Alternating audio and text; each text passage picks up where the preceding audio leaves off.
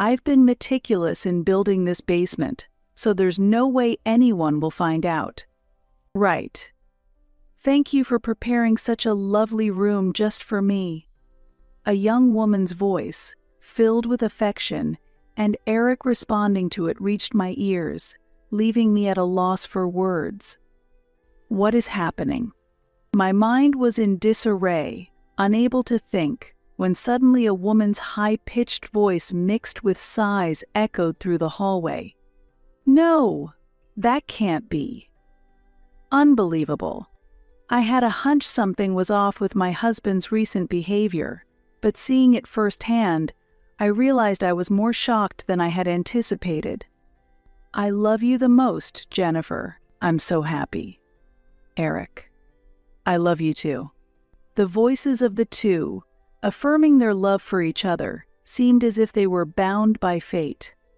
Who could have predicted that in our new home's basement, my husband would be indulging in an affair with a stranger? I clasped my trembling hands in front of my chest, then quietly closed the basement door. Desperately, I thought about what I should do next. I am Kelly Simpson, 31 years old. I work at a company that does web production. Since I was young, this has been my area of expertise, and I was truly happy when I got a job at my dream web production company. It is a young company, founded just 20 years ago, and most of my colleagues are of the same generation. This makes for a lively and harmonious workplace where I spend fulfilling days. Surrounded by wonderful colleagues, I am fortunate to work in my ideal workplace. I am also blessed in my personal life, having married Eric Simpson, who is 2 years older than me, about a year ago. Entering my 30s, I had started to feel anxious about marriage, but after meeting Eric at a mixer and dating him for 2 years, we got married. To me, who was eager to marry, he was like a hero offering a helping hand. We currently live in a rental apartment, but Eric, who designed our dream home from scratch, plans to complete it soon. It may seem a bit early to build a house less than a year after our marriage, but Eric had always planned to own a home before turning 30. When I asked why, he mentioned that he couldn't forget the environment where he grew up. Eric's family home, situated in a wealthy residential area, boasts a vast estate with a luxurious exterior and interior that attracts everyone. Raised in such an environment, he also longs to have a home similar to his parents as soon as possible. When I think of our future home, the image of my in-laws' house comes to mind. Eric's father is the president of Simpson Corporation, a major trading company. At Simpson Corporation, it is said that the average annual bonus for ordinary employees reaches $100,000, and his father's salary must be unimaginably high.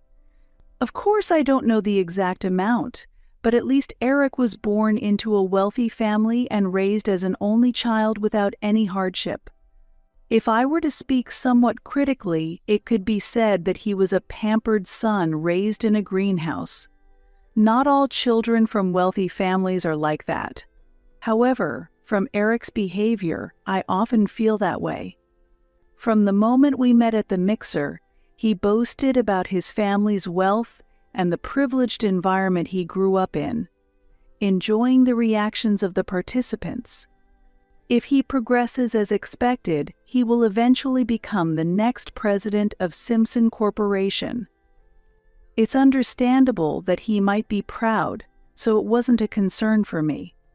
Rather, I, who had always been shy about relationships, was worried whether I could ever date someone and get married, so meeting him was a blessing. From hitting it off at the mixer to developing a romance and getting married, everything progressed smoothly, and my newlywed life with the somewhat boastful and selfish Eric was going perfectly. And while my in-laws, who live in a grand luxurious house, are very sincere and have good morals, they treat me with respect. Every time I visit them, I feel overwhelmed and cautious, But as they are now my family, I don't find interacting with them to be a burden at all. 3 months after getting married, Eric first brought up the topic of our dream home. I've been thinking about getting our dream home soon. What do you think, Kelly? You always said it was your dream to have a home early on. It's only been 3 months since we got married, but if that's what you want, I'm all for it. Since I had heard before that building a home was his dream, his suggestion didn't come out of the blue, and I was positive and willing to cooperate. Thank you. Then I'll contact an architect who knows my dad right away. I think he can give us advice soon. Sure, I'll leave it to you. Please go ahead. Eric seemed pleased to move the conversation forward, so I immediately agreed with a smile. However, at that time, I didn't yet know that owning the dream home Eric spoke of would later become a major source of trouble. As the plans progressed smoothly, I set one condition for Eric about the home mortgage, considering both our incomes. How about I cover 40% and you cover 60% of the payments? When I asked, Eric immediately nodded and smiled, saying, "Of course. In fact, based on income alone, it would be more reasonable for Eric to bear a greater share. But as a working woman on my own, I wanted to take responsibility for our new home, so I proposed this distribution. However, if the mortgage were to be in joint names, there could be potential trouble if anything happened, so the mortgage was put in Eric's name.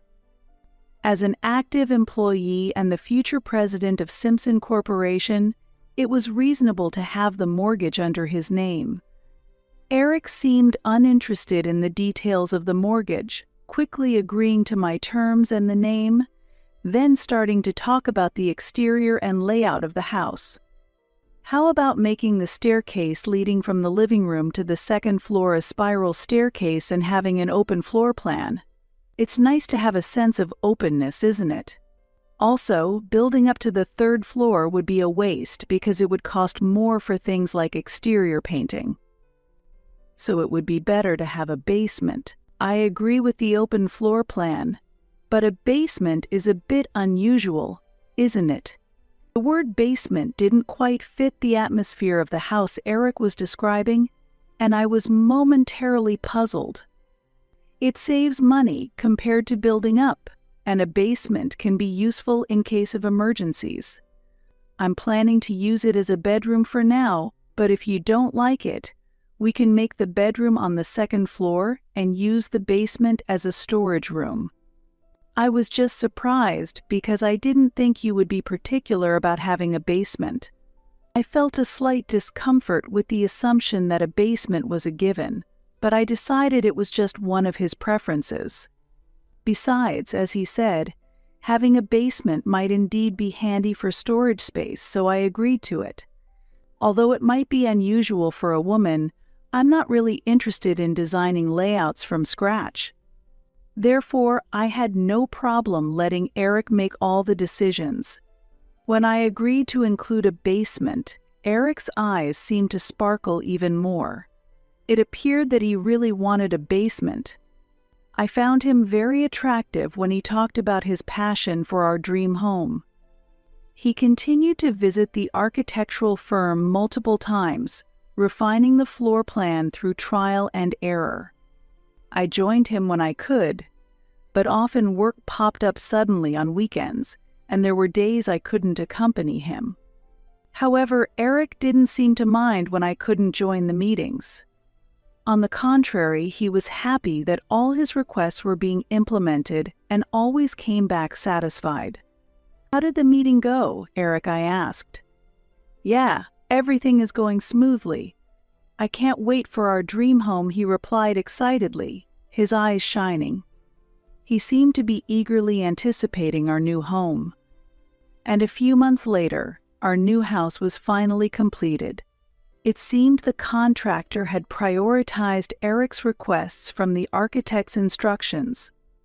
I was immensely grateful to the construction team. The newly completed house had a chic color scheme, a dignified yet stylish construction.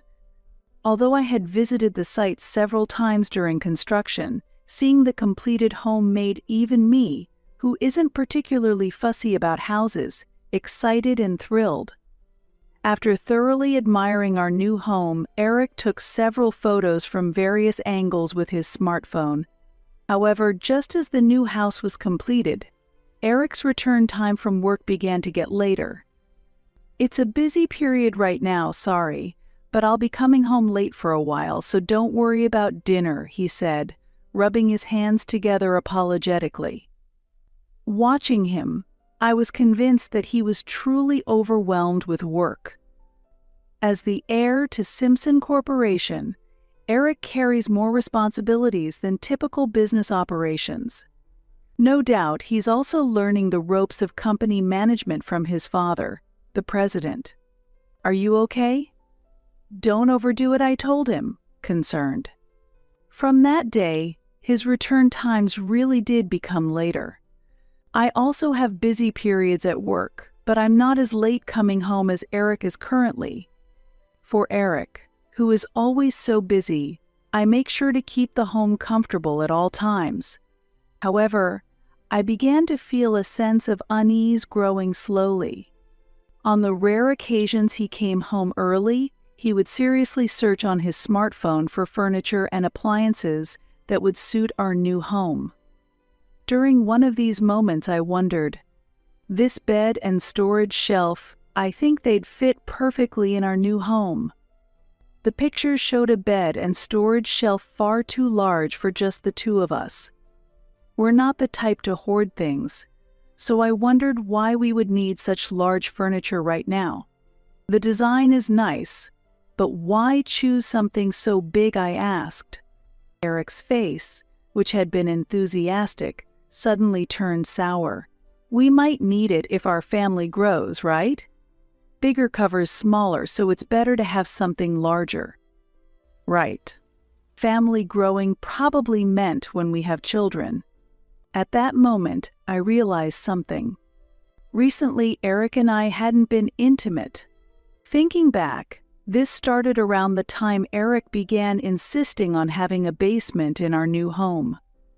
It's strange for a newlywed couple to go months without intimacy. Once I became aware of it, what hadn't seemed a big deal before felt like a significant issue, and one night I mustered the courage to talk about the growing distance in our marital life. "Eric, maybe we could, sometime." It was embarrassing to initiate explicitly, so I tried to convey it through the atmosphere. "Sorry, I'm just too tired today." "Let's pick another day," he casually declined, and then immediately covered himself with a blanket. It was a shock. Rejected despite being the first time I had initiated. And by my new husband, no less. There could have been a kinder way to decline, and doubts about his feelings began to arise. Initially, Eric was the one who actively initiated. Holding back tears, I quietly exhaled in the bed and fell asleep that night. Since then, there were no initiations from Eric, and his return times from work got even later. However, he was enthusiastic about furnishing our new home, and new furniture he ordered online continued to arrive at our new home. This weekend, we're scheduled to move into our new home. In line with this, he was happily purchasing new furniture online on his own. Finally, the weekend arrived, and the day of our move came. Messages confirming the day's move from both our parents arrived early in the morning, showing high interest in our new home.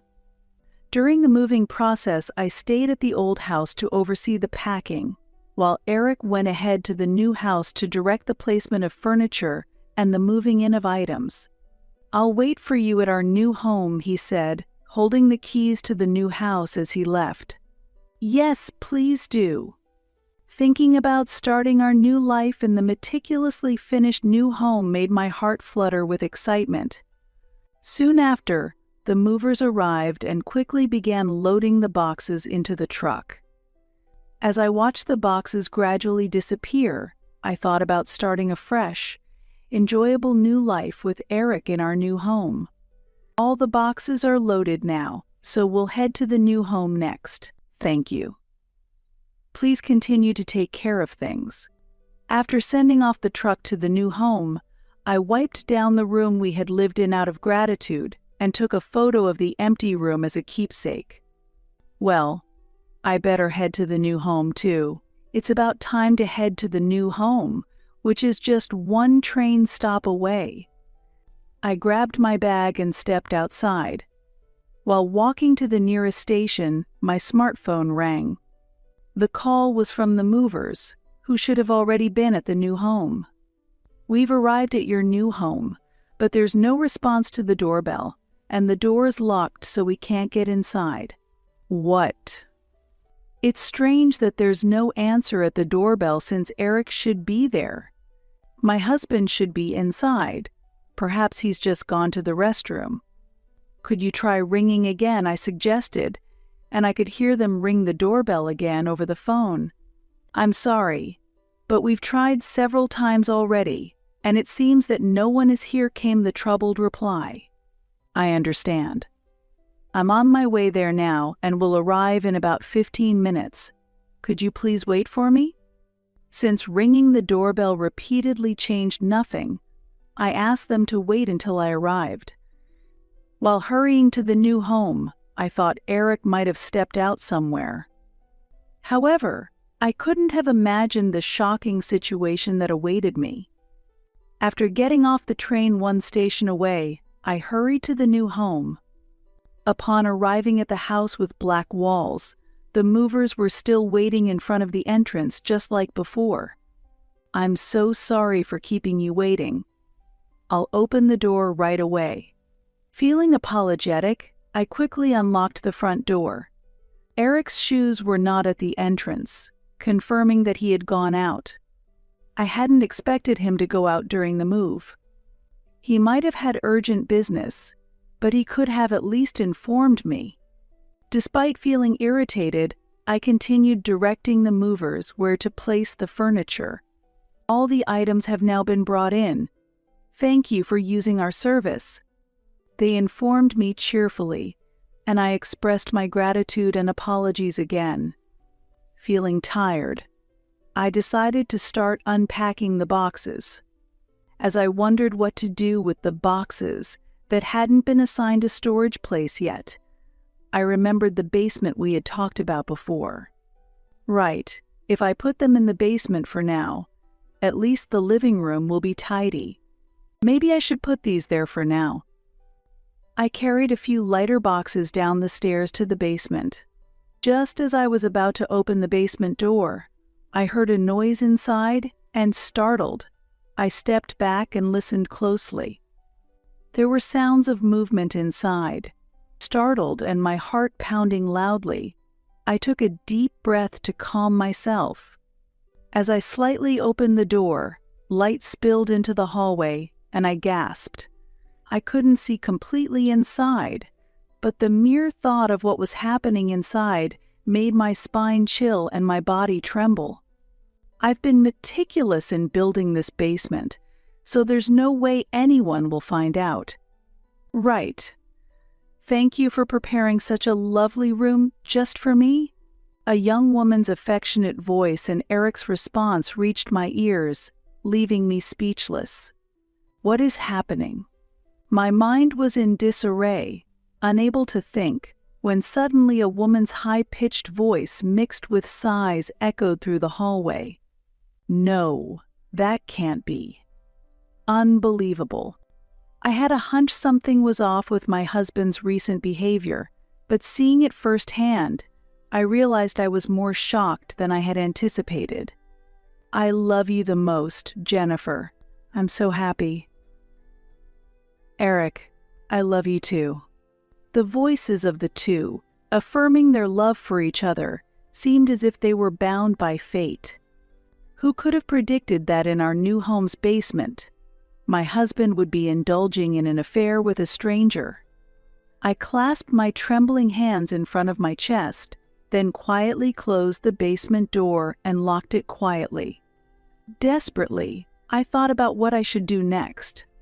Did you hear a noise just now? It must be your imagination. Or perhaps it's the movers, perhaps.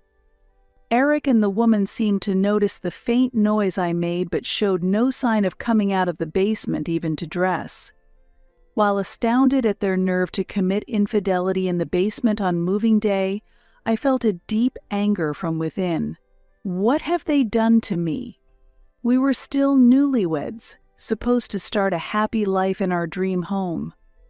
As I clenched my fists so hard that nails left marks on my palm, a surge of vengeance against Eric welled up inside me. I wanted to catch them in the act of their affair at all costs. I decided to act immediately for that. I quickly contacted my parents and in-laws, as well as Eric's aunt and uncle who live nearby. When I told them I wanted to show them the new home, family and relatives quickly came over. My parents and in-laws especially seemed to be fully prepared as they had already planned to visit today. Eric's relatives also arrived, and I felt inwardly satisfied. Thank you all for coming. There are still some boxes left, but please make yourselves comfortable. I guided everyone around the new house with a bright smile, hiding the flames of revenge burning inside me. What a wonderful home! I never imagined you could live in such a grand house. It's all thanks to the Simpson family. No, I left everything about the new house to Eric, so I didn't help at all. That's right, this house was built with mortgage taken by our son and Kelly. We are grateful to have such a wonderful woman as our daughter-in-law. The parents modestly complimented each other as they cheerfully toured the upstairs rooms, then descended to the first floor. I heard from Eric that there's a special room in this house my uncle mentioned. Yes, that's right. Eric even bragged about it to us, my aunt answered with a laugh, and I mentally pumped my fist, pleased that both my uncle and aunt knew Eric was proud of this house. Yes, especially the basement, which Eric took great care in designing. Let me show you now. With everyone gathered, I led them down the stairs to the basement. It seemed that Eric and the unknown woman's affair was still ongoing, as I could hear her sweet voice.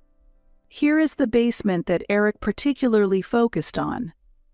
Please go inside. I turned the key and flung the door open forcefully, revealing the scene one had anticipated. What? What is this?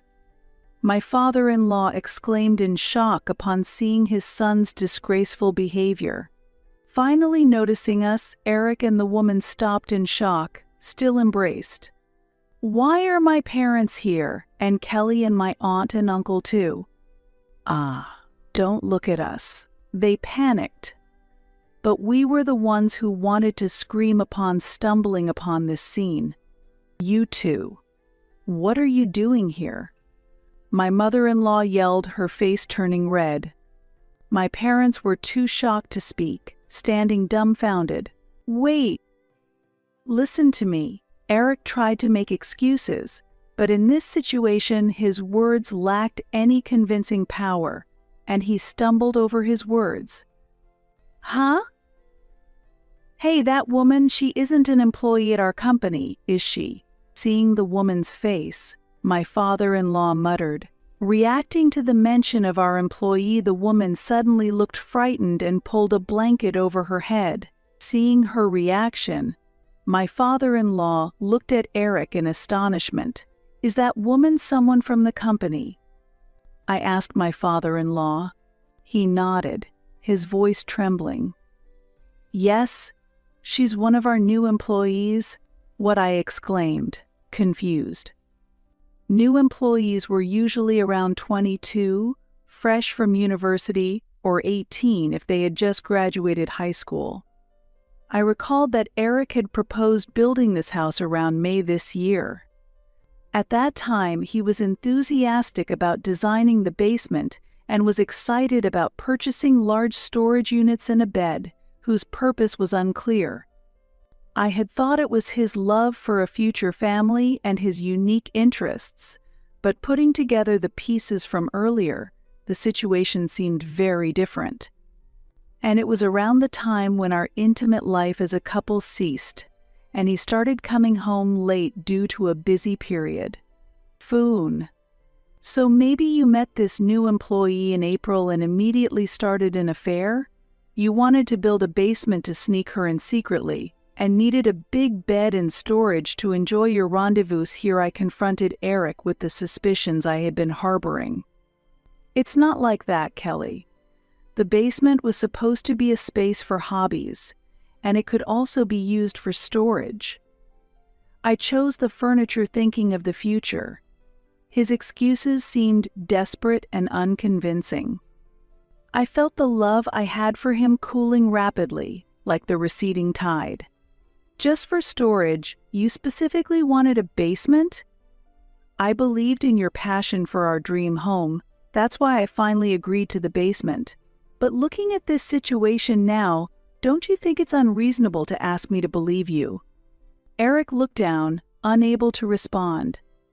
I had never imagined that our new life in this eagerly awaited home would be betrayed in such a way.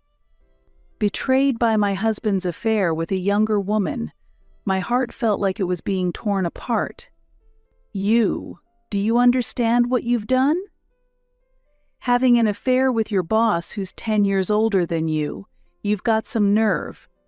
I pulled off the blanket covering her head and stared into her eyes. I didn't know Eric was married, she said tearfully, looking anxious. But my father-in-law wouldn't have it. That's impossible. Everyone in the company knows Eric is married. We even announced it recently in the company newsletter. You might try to claim ignorance because you're new, but even then, looking at this big house, do you think saying you didn't know would be an acceptable excuse? The woman shrieked briefly in fear as she tried to stammer out some excuse. Considering they were caught naked together in the basement, any excuse seemed futile.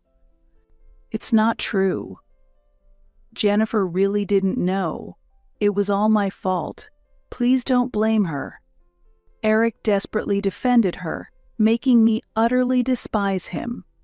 In this situation, where I was the most hurt, enough with the insults. Shouldn't Eric be protecting his wife, not his mistress? My parents, in-laws, and other relatives all shared the same reaction, their faces hardening in disapproval. Finally realizing no one supported him, Eric seemed stunned by the gravity of the situation. The other woman finally broke down crying. What are we supposed to do now?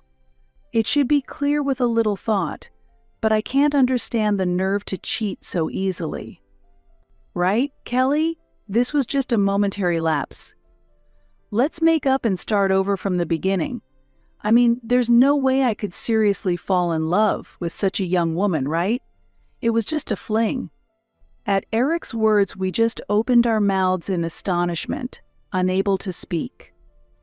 The woman next to him, who had been crying and trembling, turned pale with shock at his sudden betrayal. Seeing Eric desperately trying to save his own life made me feel like I was truly seeing his true nature. Who would think of repairing a relationship with him in such a situation? It's just baffling how naive Eric can be. How can you say such a thing? You really don't understand people's feelings. I thought today was the start of a happy life for the two of us in this house, and you ruined that. So from now on, you think a momentary lapse of judgment is an excuse. And you were rude not just to me but to her as well. I wish you had understood that infidelity comes with risks. If you're going to do it, be prepared to lose everything and protect her to the end. That's because I was immature. Even now, he still doesn't understand his position. I was even more disappointed by his attitude. My father-in-law also showed his displeasure with Eric's frivolous behavior. Will you be quiet and listen? What is this frivolous attitude of yours? You should be sincerely apologizing to Kelly first, shouldn't you? Thinking only of saving yourself is the height of foolishness. Everyone was overwhelmed by my father-in-law's intense presence. I did not raise a son like this, someone who lacks human decency and can't distinguish between right and wrong cannot hold the position of future president of the company. And you, miss, are fired effective today. Eric and the woman gaped in shock at this sudden declaration. Wait, Dad. Please don't take away my position. I'll do any job, just reconsider that part, please, Eric pleaded. The woman also hurriedly continued. President, I am terribly sorry. I got into a company I could brag about to my parents as a new graduate, and to be fired over something like this. What will they say? I don't mind being transferred, just please don't fire me, I beg you. The two desperately begged for my father-in-law's forgiveness. However, my father-in-law's expression did not change at all, and it was clear that he was completely unmoved by their words. After a brief silence, he inhaled deeply and rebuked them. You two, you're apologizing to the wrong person. The person you should be apologizing to is Kelly. If you can't even understand who you should be apologizing to, there's no way I can entrust the future of Simpson Corporation to you. Do you understand? Finally receiving their last warning, the two screamed, "Ah," and clung to each other. Their figures looked pitiful, but I felt nothing more. If you understand, can you please leave now? I said indifferently. Kelly, please forgive me. I'm apologizing like this. Please, Eric begged. I apologize too. Please forgive me, the woman also desperately apologized. Despite not apologizing sincerely, they clung shamelessly, and I glared at them and shouted, "Stop insulting people. Leave now." Perhaps realizing I was serious, the two were startled and rushed out of the house. Afterward, we who remained just looked at each other, trying to calm ourselves. My in-laws repeatedly apologized to both my parents and me.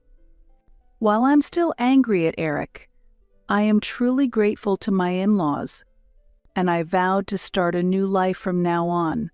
Later, we divorced, and I successfully received a large settlement from Eric. Though Eric was the son of a wealthy family, without his parents' help, he didn't have the financial means to pay the settlement in one go.